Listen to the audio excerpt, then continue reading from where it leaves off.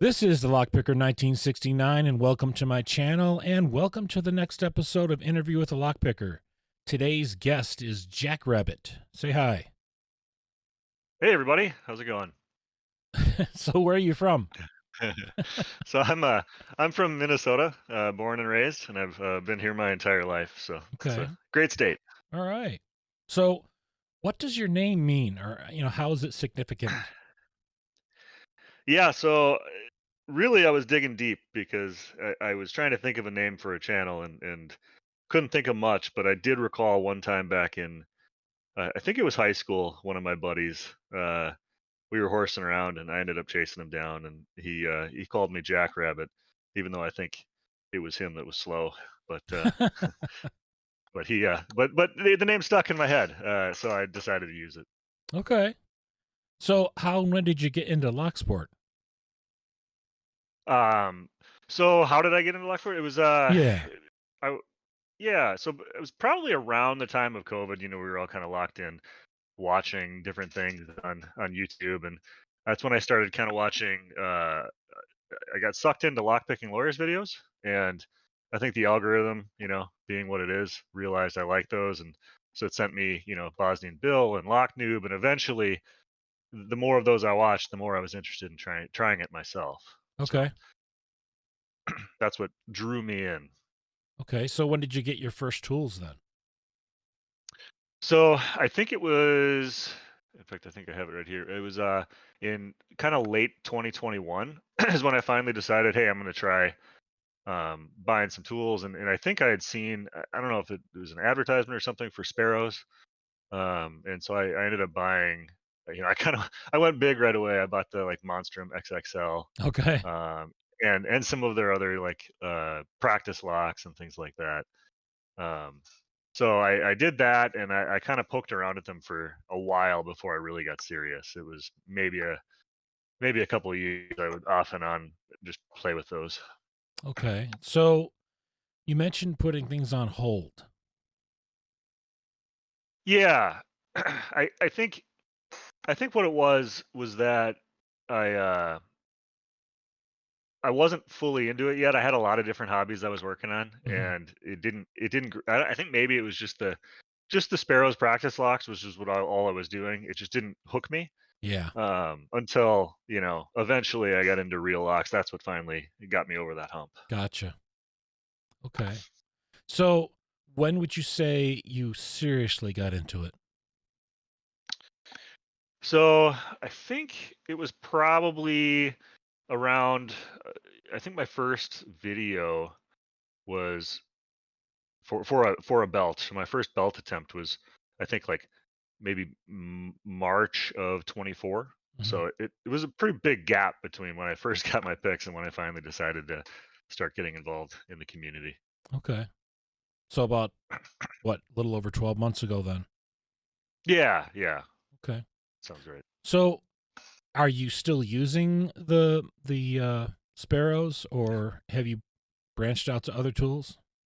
So I've definitely branched out to other tools. I What had happened was, I had started picking kind of real locks, and I had gotten, I can't remember which lock it was, but it was a very narrow keyway, and I was poking around at it with my Sparrows pick, and it it just snapped, and it didn't really feel like I was putting too much. I mean, I'm sure I was putting way too much tension.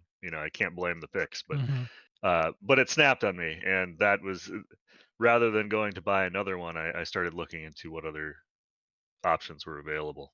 Okay. How did you go about that process? Well, it was very easy for me because around that time, Sandman started reviewing a bunch of products, and I got hooked on his channel. And man, that guy, he's just full of energy. Like he can sell you anything. Like I Yeah. can watch one of his videos at the beginning, think, oh, I don't want that, and at the end, oh yeah, I need that. So I I s I I think his is the longest recorded interview I have in the entire series. So, yeah, doesn't surprise me. he's had so much to But say, and it was good stuff. So, yeah, yeah. But so I really got hooked on his videos, and you know everything, a lot of the things he recommended, I ended up trying Jimmy Longs, Moki picks, mhm. um, what else? Covert instruments. I think I've gotten the Apex set, but I've also gotten a few other covert instrument sets. So really, it's opened up a wide variety of tools just by kind of learning more from his channel. Hmm. So, So, what would you say are your favorite locks to work on? so I am a huge pin and pin dimple lock guy. Okay. There's something about the way the pin and pin works where when you're almost picking it and it gets into that really deep false set, um, that to me that's like the most satisfying thing, just finding that inner pin, the one inner pin that you need to push on to open it. So, whose tools do you use for your dimple lock picking? So those I use the multi pick. I got the lock noob. I think had a set. So I bought those multi picks Okay. and use those. Is that the ones with the was it the community It's like the handles? community edition. Yeah, Yeah, okay. Okay. Cool. I really like those handles. Yeah, I wish I could get my hands on them. But I don't think they sell them still individually yet. So, Mm. I haven't seen them anyways. Maybe if someone knows that they're available, hey, put a link in the comments so I'd love to follow up on that and get my hands on those.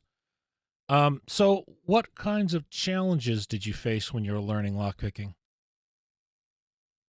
Yeah, so the biggest challenge I had, especially during that, couple years of just poking around, was it was a self-imposed lack of community support. Like, because I didn't really like I joined when I first got into um when I first ordered my picks and all that, I had joined the lockpicking subreddit and I had joined the LPU Discord.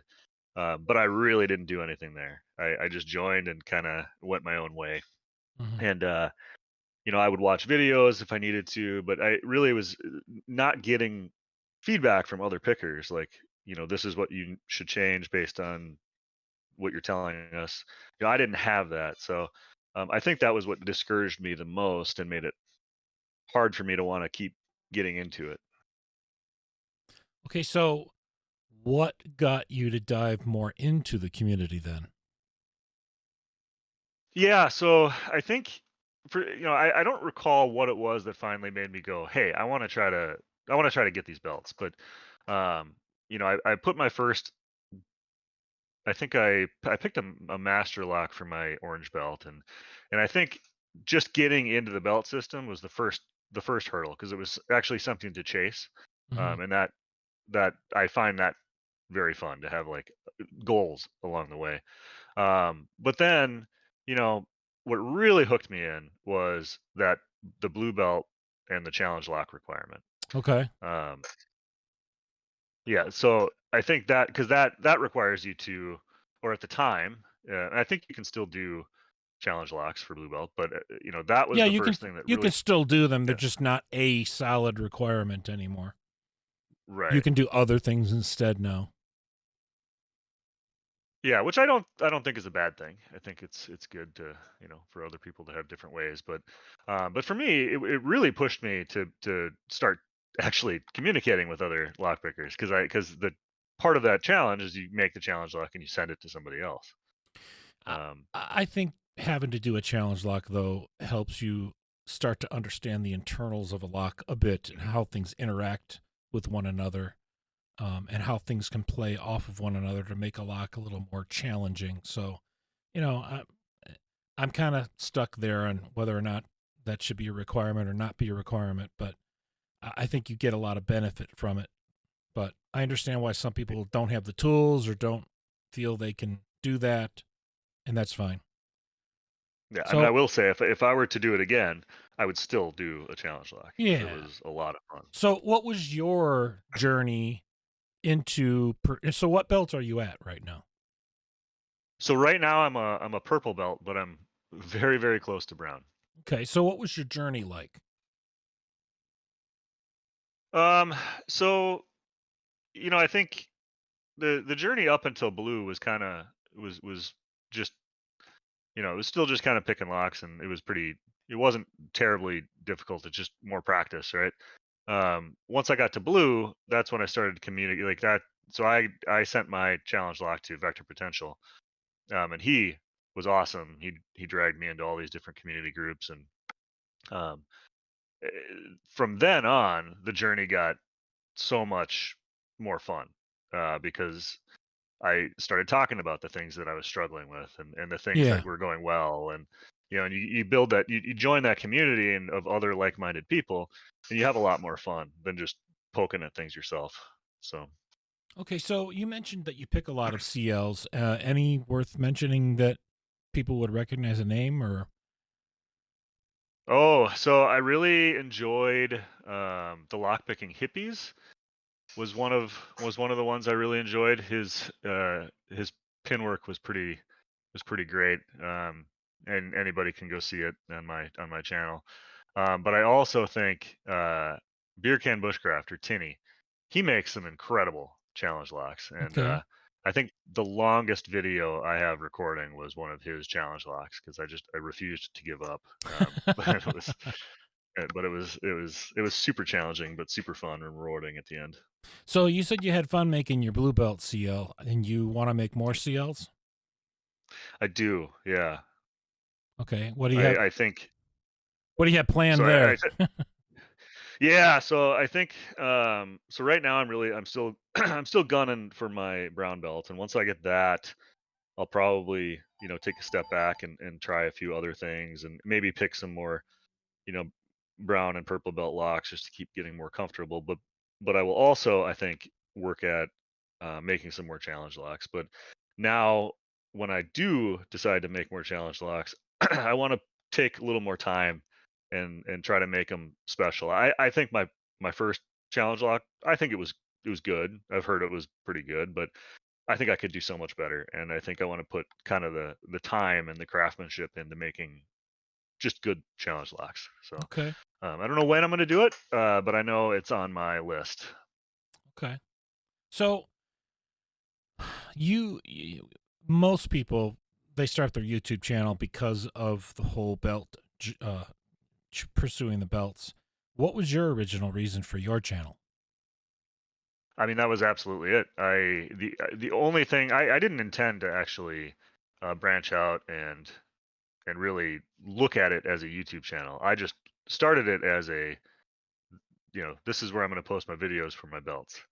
Um, but then I actually kind of got into the editing and the and posting other content, and so yeah, it's been a lot more fun than I thought it would on that angle as well.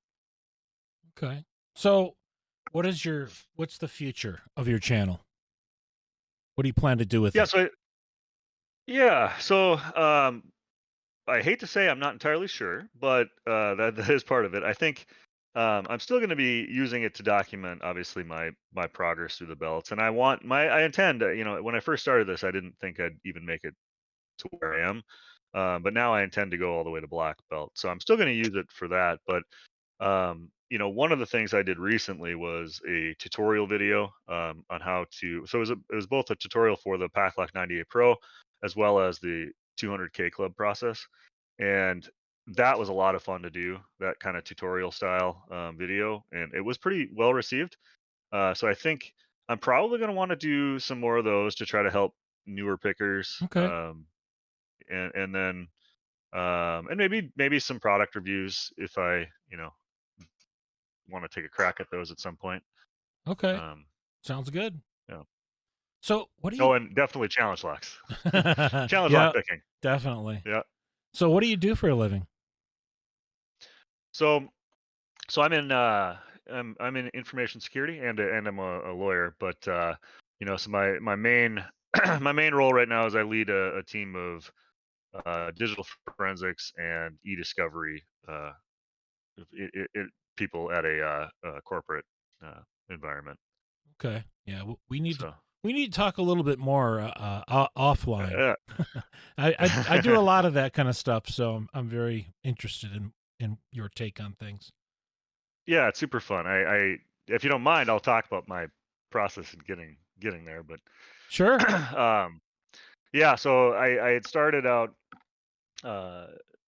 going into law enforcement, because actually I had this as like forensics, digital forensics is part of my, you know, career goals. And one way to do that is through the public sector, and that's what I originally started as. So I was a police officer for about 8 years, and four of that was doing digital forensics investigations. And at some point, I just decided, you know, I want to do digital forensics full time. So that's when I got into the corporate world, Hmm. and yeah, and it's a lot of fun. It's Yeah. it's kind of like putting together those puzzles. You know, Yep. how did things happen, and Yep. letting the data guide your way. So now I Okay. do it in the corporate world. Cool. Very cool. Dabble in a little bit of that myself. So, Yeah, okay. it's So, good stuff. what are some of your hobbies and interests outside of Locksport?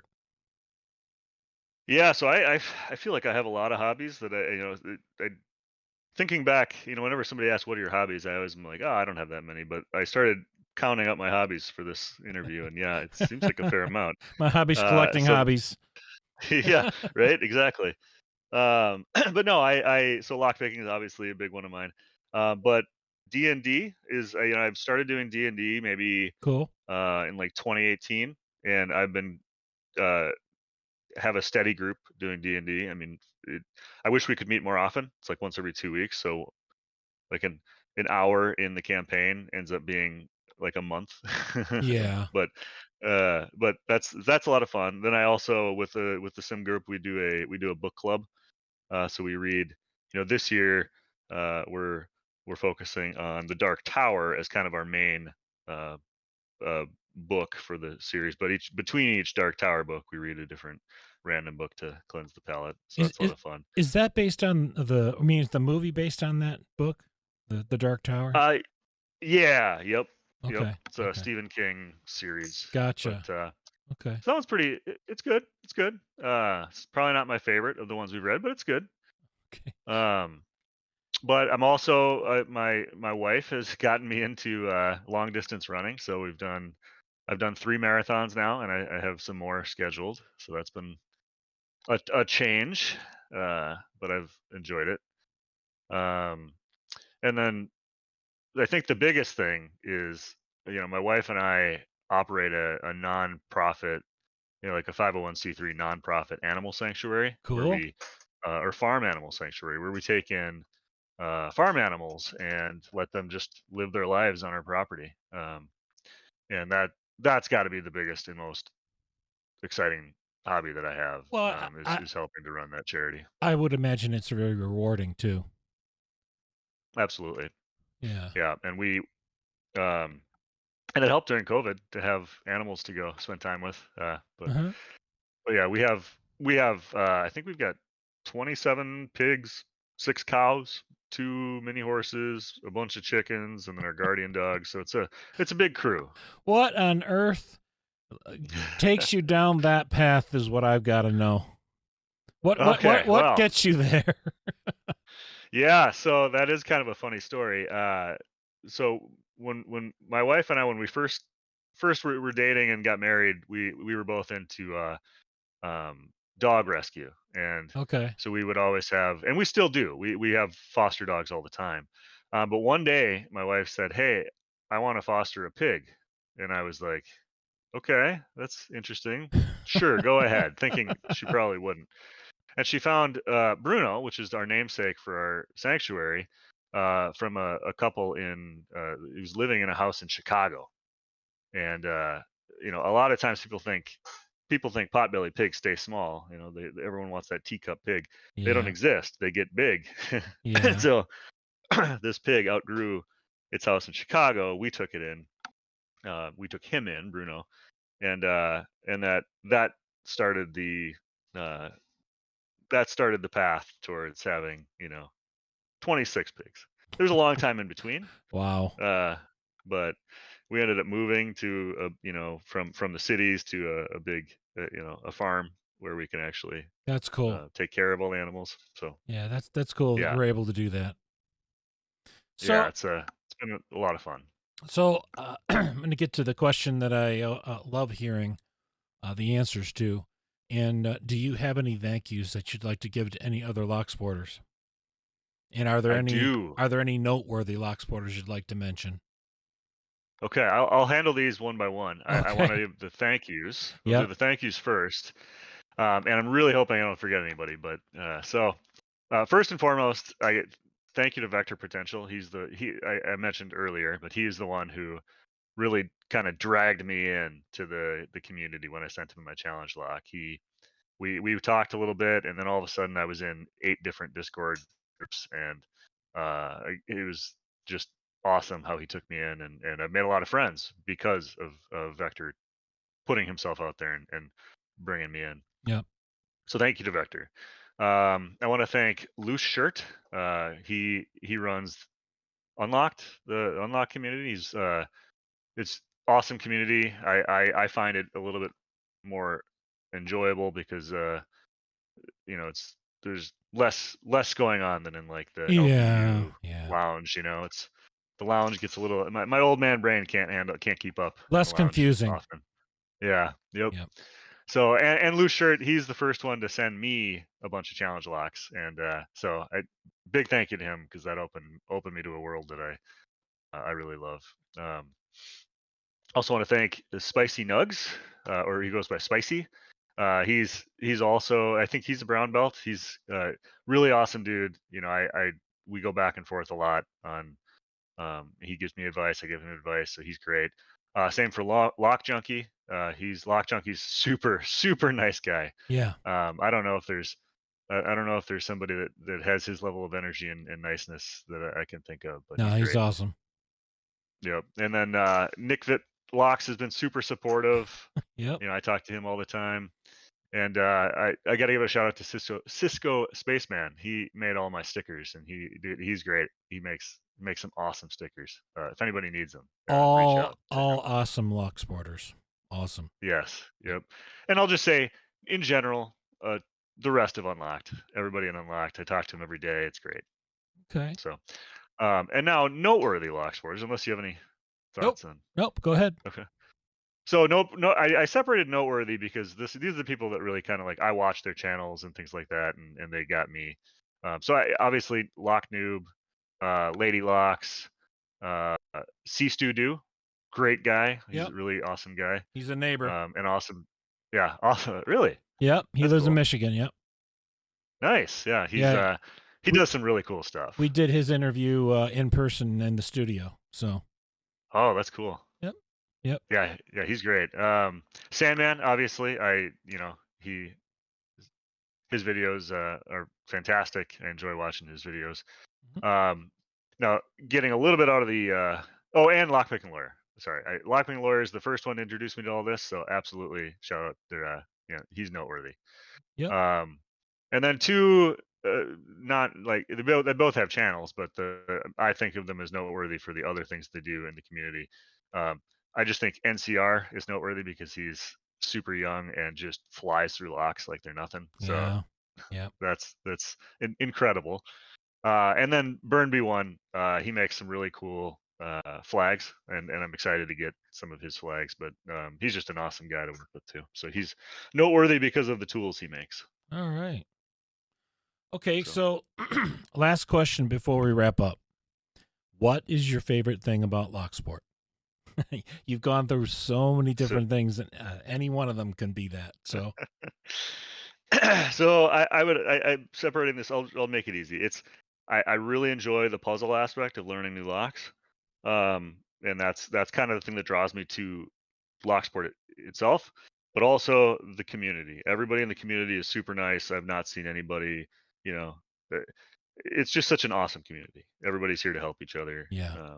and help each other succeed. Okay. So, do you have a final message for our audience?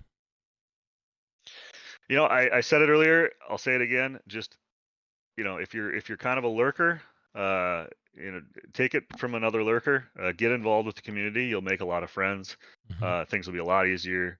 You know, that's all. Okay. That's my big message. All right. No problem.